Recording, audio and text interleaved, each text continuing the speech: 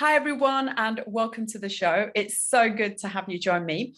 On today's show, I'm going to be discussing the significance of on-screen representation, particularly that of the Muslim community, and why it's so essential that screenwriters, producers, directors, filmmakers, and executives ensure accuracy and authenticity when they are portraying people from the Muslim community on screen.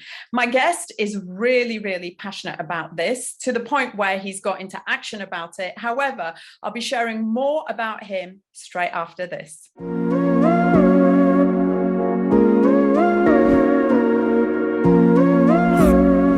So let me get straight to it and introduce you to my guest today. He's an actor. He's a producer, he's a writer, he's a broadcaster and founder and CEO of UK Muslim Film. Welcome, Sajid Varda. Hey, Samina, how are you? I'm very well. Thanks so much for making time for me. And I must say, I was just exhausted introducing you. That's a lot of hats you wear. You've got your plate full. Absolutely. You probably missed off a few things, to be fair. But, Did I? I'm kidding. Ultimately, having been in the industry since I was about, 15, I suppose there's so many different aspects of the industry you just really want to get your hands on and get experience in. So yeah, it's been really good. Enjoyed it. Yeah, you've been in the industry, that's a long while, 30 years, something like that? Yeah, it's about that. So yeah, my first role on TV was when I was 15 years old. And that was on a comedy series for Channel 4, which was called Teenage Heartbreak.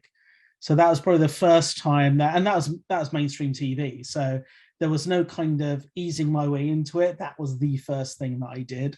It was great fun. Worked with some amazing people. Tony Robinson from Blackadder fame, and we had a really diverse cast. So for 1990, that was pretty good. And there was no real stereotyping or anything like that at all. So it was just TV done well.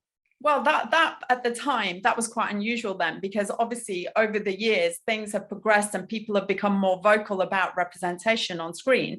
So let me get straight to it and ask you, what motivated you to set up, UK Muslim Film? Given that you've had some, no doubt positive experiences over the year as well, because you start, your career is acting as well.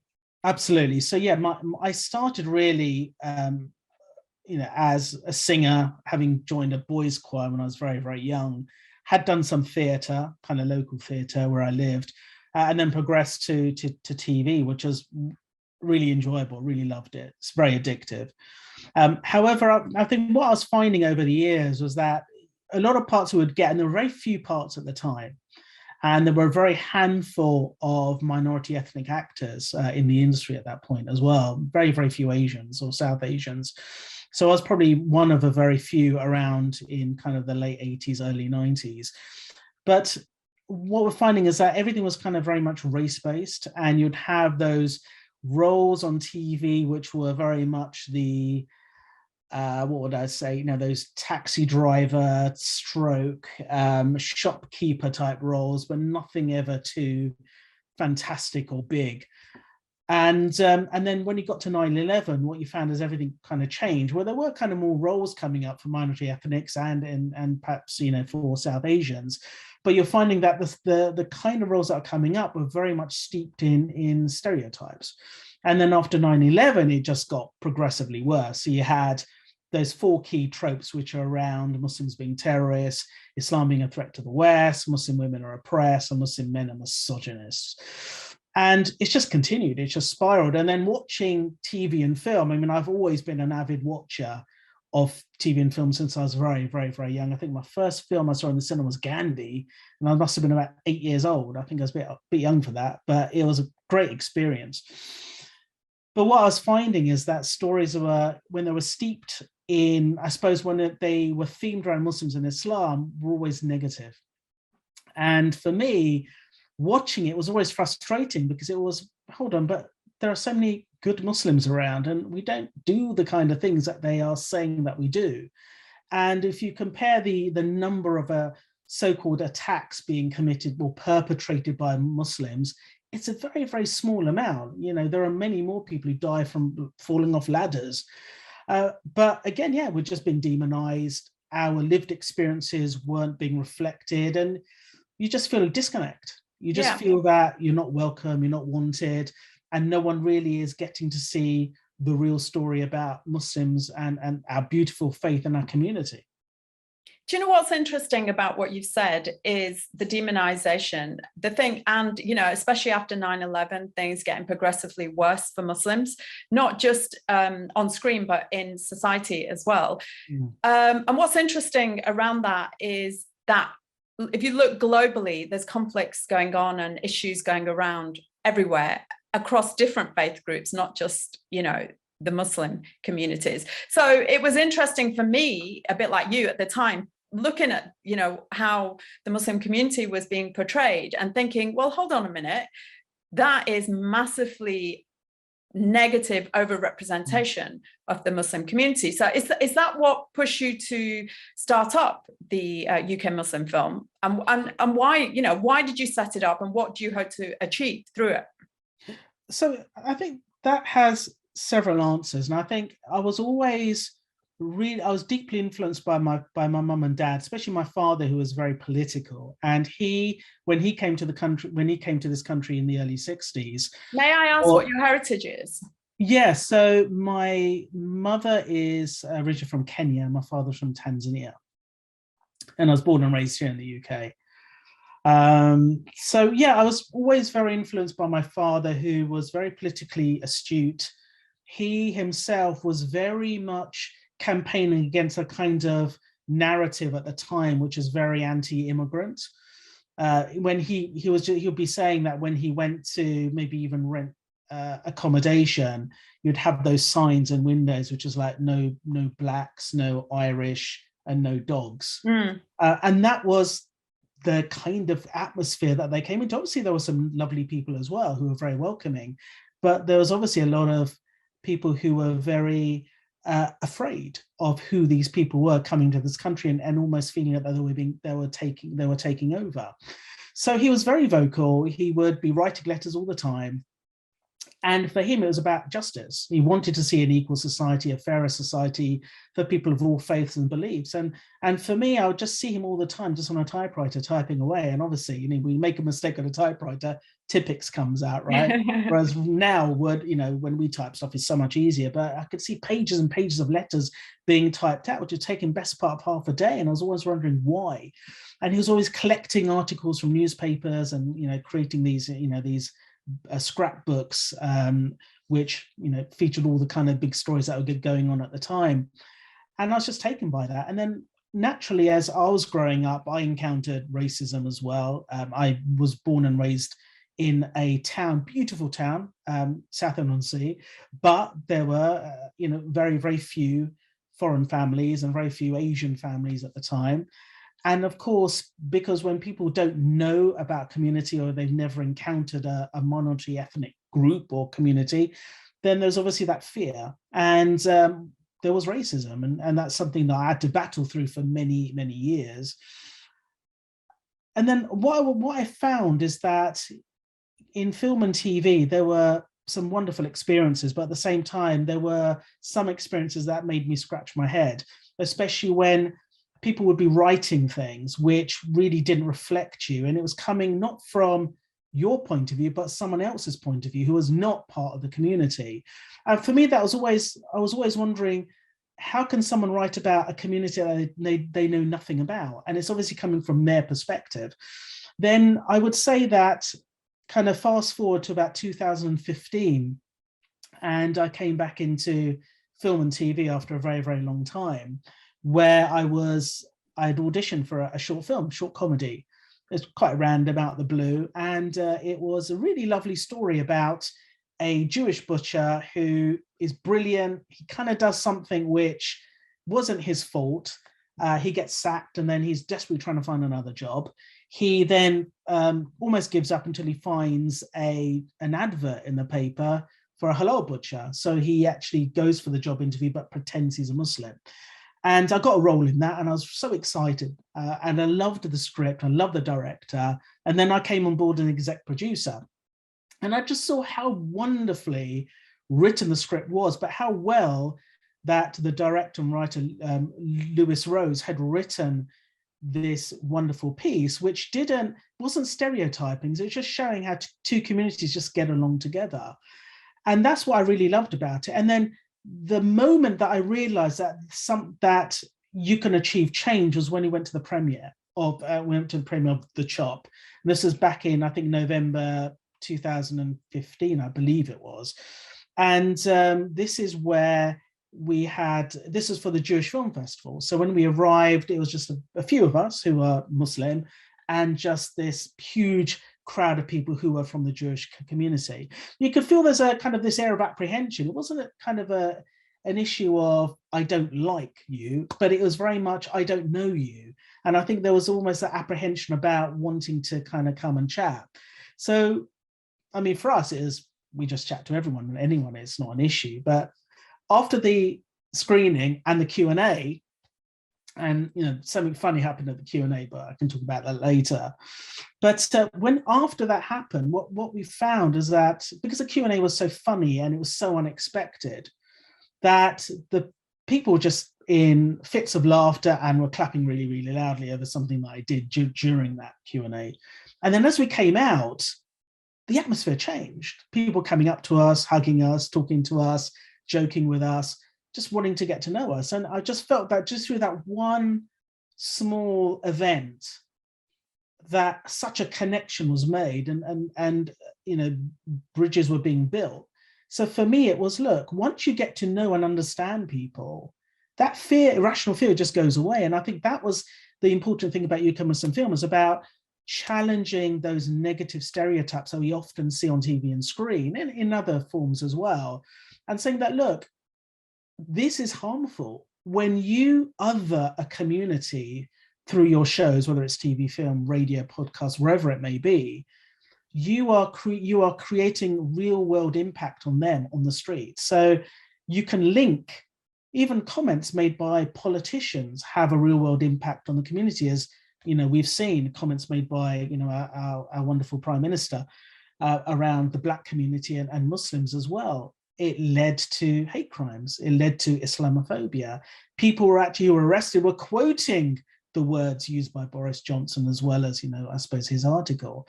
So there is a real impact. And these are some of the reasons why, for me, it was so important that we're such a big community, not just here, but around the world. We're over 1.8 billion. But it feels that not a lot of effort is made to actually get to know us or represent us fairly. And how are you ensuring that happens? What kind of practical, what kind of practical implementation are you doing to ensure that the film and TV industry are taking that on board?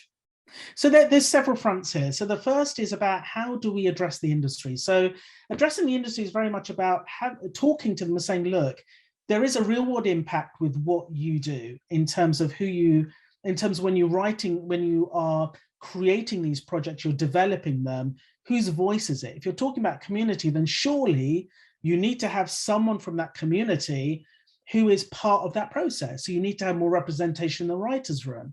When you look at the stories being presented to you, you could have maybe 20 scripts. What process are you going through to say, right, this is the script out of the 20 that I want to go for? Now, if that one script contains tons of tropes, why are you selecting that one? So the issue comes down to whose vision are you trying to sell? Through whose lens are we seeing this story? So those are the questions. The other thing around better representation, not just in front of the camera, it's lovely to have more talent from the Muslim community, not just the South Asian Muslim community, but from the Southeast Asian community, from the African community. Yeah, Muslims are global. It's not just one culture, one community. People from different countries can be. Well, this is it. I say that Muslims are ice cream. We come in so many different flavors, but we're all, wonderfully sweet.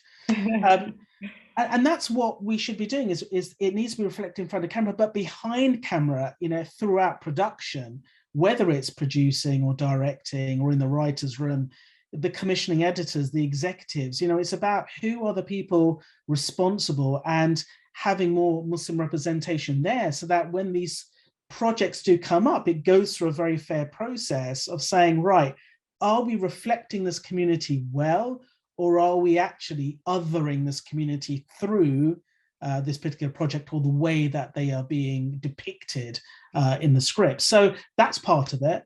The other part of it is also showing the industry that, look, better representation in front of and behind the camera actually can make you money. Yeah, so it's a commercial prospect. It really is. Well, this is what it comes down to. It's however genuine and sincere execs are in the industry, there is an element of, but will this make us money, right? And I get that. Everything, you don't do business, purely for the business, purely for the objective of, because it's a nice thing to do. And also, I always say our industry is highly creative, but its bottom line is business, profit, money. Yeah. I'm sorry, creativity is absolutely beautiful, but there's money to be made in this business. It's a simple fact. I agree. And there is definitely, we've been working with the University of Kent at Canterbury with Professor Matthias Frey, and we're working on the research around there is profits to be made from representation. So if you look at Crazy Rich Asians, if you look at Black Panther, if you look at Bridgerton, some of these are projects where they had diverse casts or casts which are predominantly from a minority ethnic community, but they did fantastically well. I think there is definitely a misconception that audiences just want white actors. That's not the case. Well, if we take an example, an immediate one is, the biggest selling series on Netflix, Squid Game. That's a Korean. It's been a huge, massive success. Not one. Well, it's all Korean actors in there, so that just echoes what you're conveying. There was one Indian actor. Don't forget. There was one Indian actor. There was one Indian actor. But yes, I agree with you. And it comes down to, if you keep serving people bangers and mash, they'll just eat it.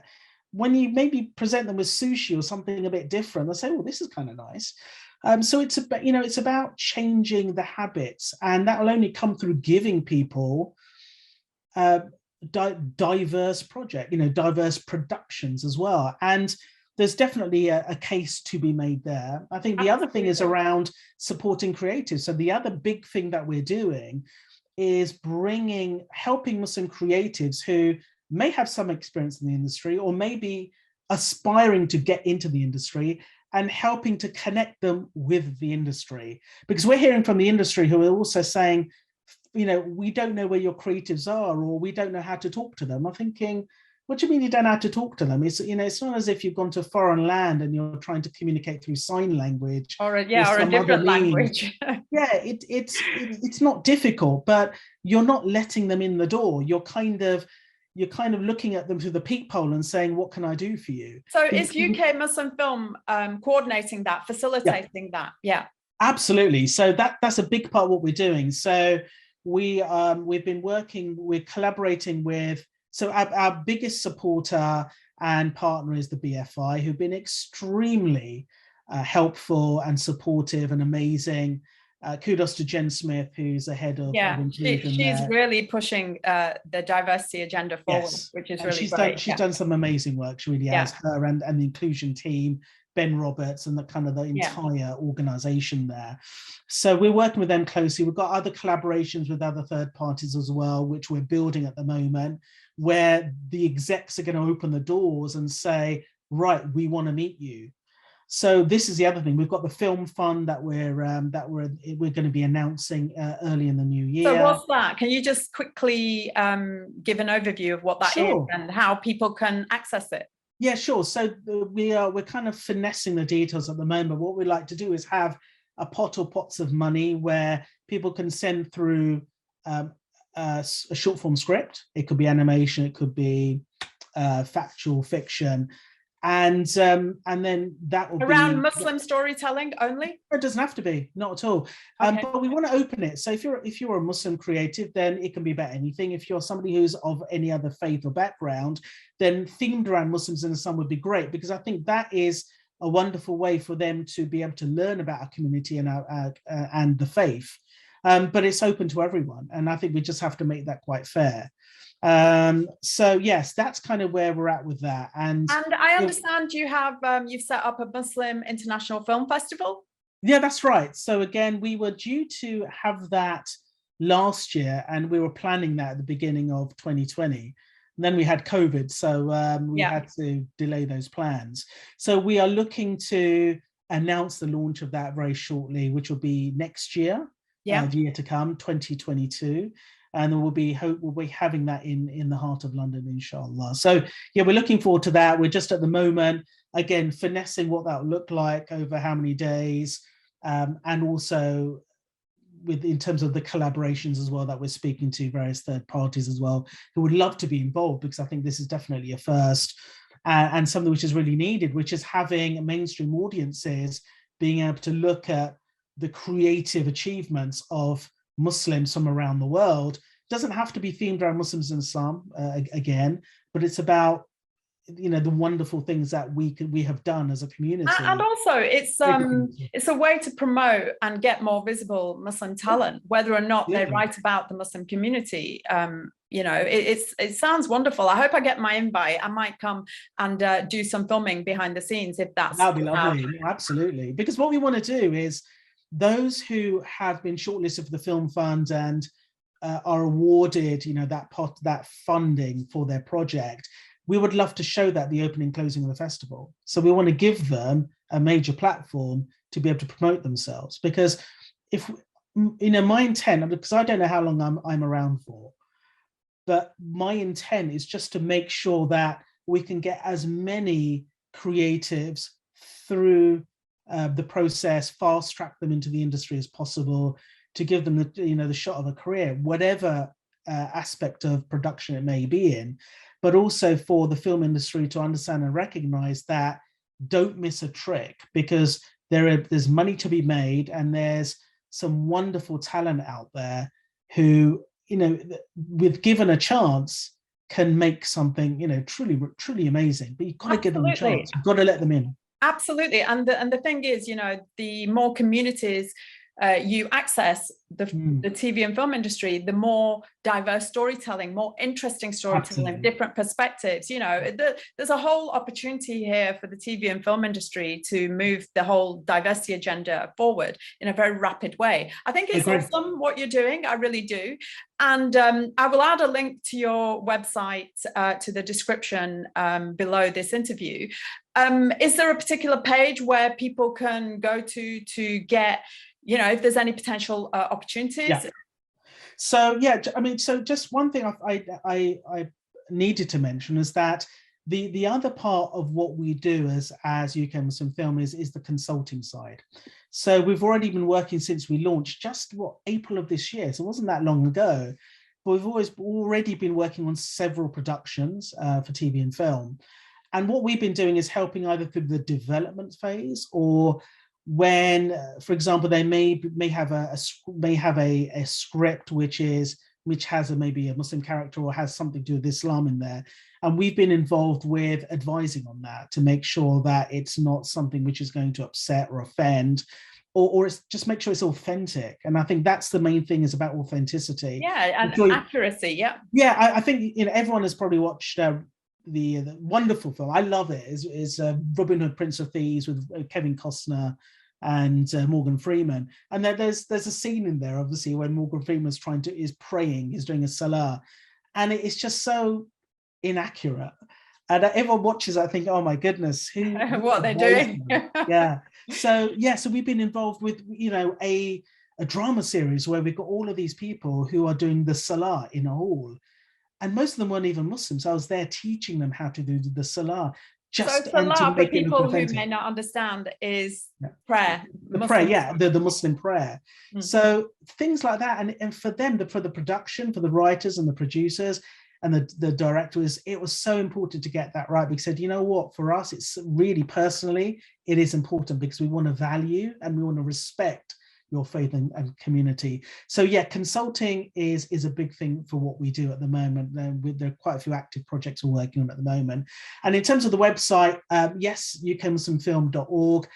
In terms of opportunities, these are the collaborations we're working on. So we've got these wonderful third parties who are we're going to be partnering with for skills training, for job opportunities and mentoring, which is really exciting. Well, So do we're you know going to what, Sajid? Keep me updated, because Yeah, absolutely. as soon as you do that, I can, you can welcome to come back and talk about that. And Yes, not of only course. that, forward any kind of, graphics or whatever, and I'll be happy to share them across my socials, That so would be that, awesome. as That would be many awesome. people as possible can get access to this. Thank you. Thank No, you. you're very well. I think it's awesome what you're doing. I wish you well in your endeavors. You've got a lot going on. And also, I just wanted to mention, I know Lewis Rose, and Yes. there'll be an interview with him on my channel as well. A great guy, but hugely talented guy. So He I is can very, very understand good, why yeah. you work with him, He is But brilliant. But Sajid, listen, all the best for you and your endeavors as well. I You're doing know. great Thank you work. so much. I'm doing Keep my it up. best to create a platform to make more visible people from different communities, Alhamdulillah. and particularly those who work behind the scenes in TV, radio, and film. So, yeah, collaboratively, if we all continue to do this, we can just raise the platform and visibility of people from all communities, not just the mainstream. Well, listen, it's been a joy talking to you. Really great what you're doing. And I look forward to your progress. Thanks so much. Likewise. You're welcome. Love to Thank you. speak with you. Assalamu alaikum. Walaikum salam. That was Sajid Barda. Really interesting talking to him. Now, if you found that interview of value, then please do give it a thumbs up. And also, if you've got any thoughts and opinions on what was discussed today, be really interesting to hear from you. So please do add those to the comment section. Also, if there's any particular area of diversity and inclusion, whether it's TV, across TV, radio, or film, please do let me know again in the comment section, and I will be happy to cover that. If there's any particular person you want me to speak to, again, let me know, and I will endeavor to do my best. Thanks so much for joining me, and see you next time.